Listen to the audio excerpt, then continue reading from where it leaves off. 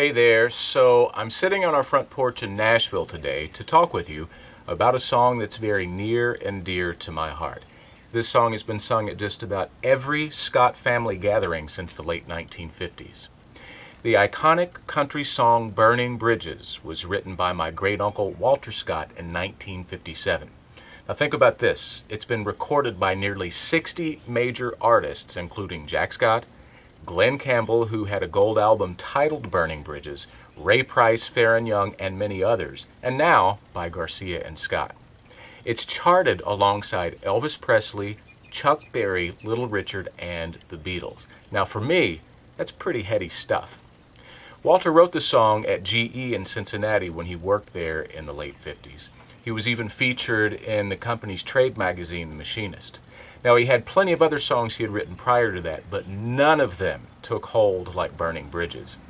I got together with Walter recently and sat down for a talk.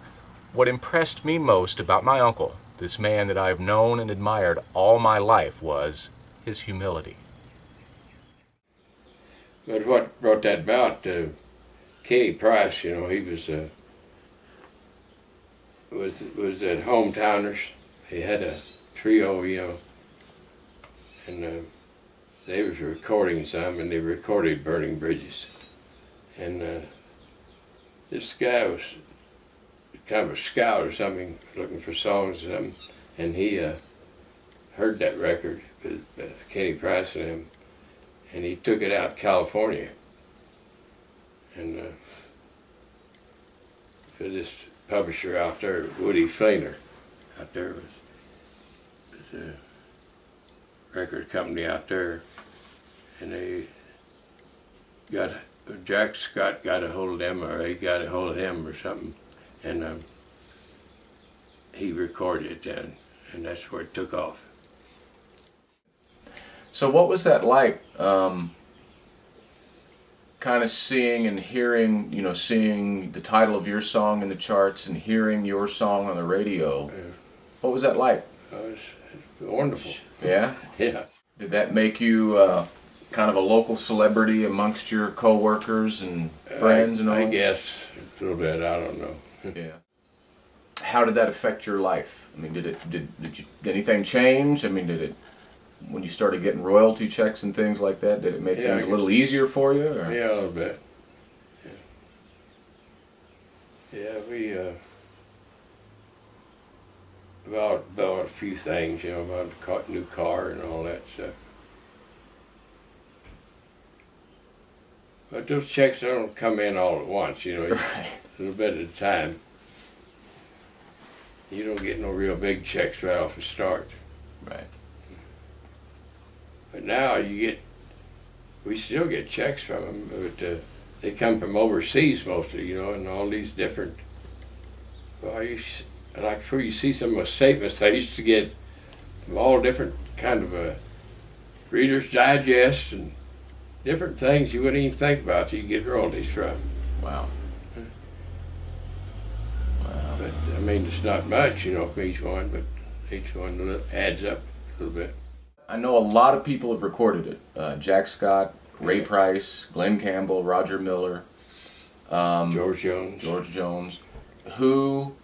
Whose version do you like best, or which one are you proudest of? I like Jack Scott's the best, really. Yeah. Most of the other ones put them on big records, fill-ins like. Well, I think George Jones put out a single, and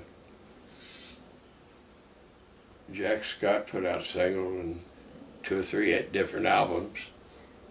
And Glenn Campbell put out, I think he had a single and a couple albums. He had an album called Burning Bridges. Yeah. Well, Walter, I got to say, you are, and you always have been, every time I've ever been around, you're very humble about all that. I mean, that's significant. That's a huge piece of musical history there. I mean, is that, do you ever sit back and just kind of really think about how many lives that one simple song has touched? No, not really. Yeah. I mean, it's just when I think about it, I mean, just to be your family, your great nephew. I mean, it's something I'm very proud of. You know, to think that. Thank you for that.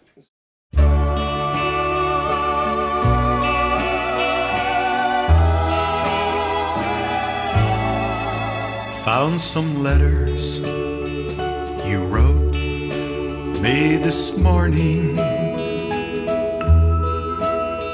They told of the love we once knew. Now they're gone, I burn them to ashes. Don't want nothing to remind me of you.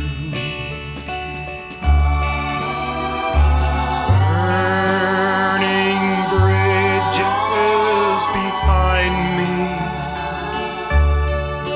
It's too late to turn back now. Burning bridges behind me. All I want is to forget you somehow.